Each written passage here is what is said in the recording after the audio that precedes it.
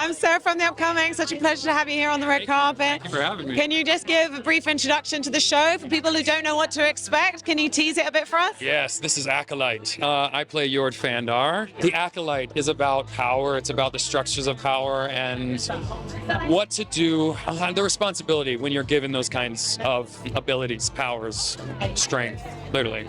But it's also tied in with a murder mystery, and that's probably one of the most exciting parts for me.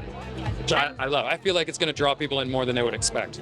And have you always been a massive Star Wars fan? And then when you read the script, I guess it's about, staying true to the universe, but also bringing a bit of a fresh twist, and particularly interrogating this idea of light and dark, that kind of duality that runs through the whole show and all the movies. The lifeblood of it entirely. I was a fan. It's hard to say because there's levels of fandom within the Star Wars world. I was a fan from I love these movies. I'm having a lot of fun. We're going to space. I'm with you. I slowly but surely, my husband, when I got married, is a huge fan. He probably brought me into the fold in a different level. But now I've established my own joys. The Bad Batch is legitimately one of my favorite shows that just ended on TV. I'm so sad to see it go. I have a deep connection with Leia just from being adopted. I'm adopted as well. When I found that on the storyline, it was something so personal to connect to, and just seeing her rise to where she did from that, it's I cannot tap into that. Man, I mean, it's the nostalgia of everything. It's so interconnected into our lives and our parents' lives, the younger generations coming out. Each person has their own inlet into Star Wars, and I love that about it.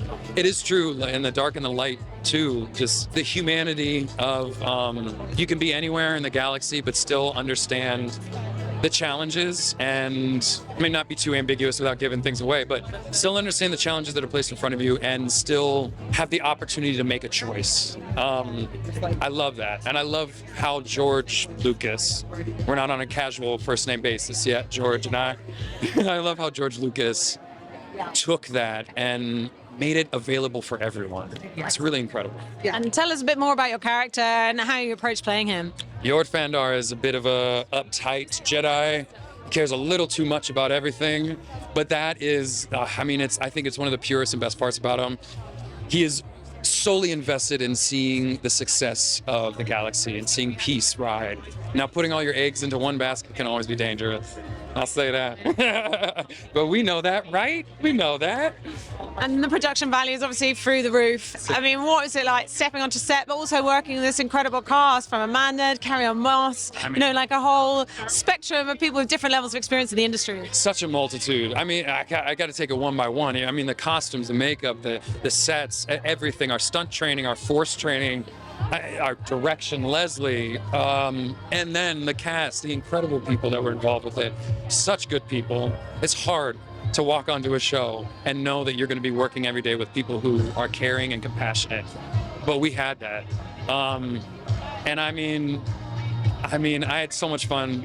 I'll say big ups to Daphne. Daphne and I have a close bond.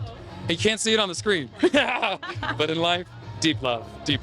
Oh man, that's personal even. I feel like it's a lesson on rising to the ability, rising to what you're asked for, or what you can't imagine you can.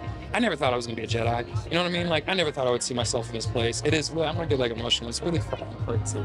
Even look down this line. So being able to personally remind myself that I'm valid, I'm able to be here, has been one of the most special things.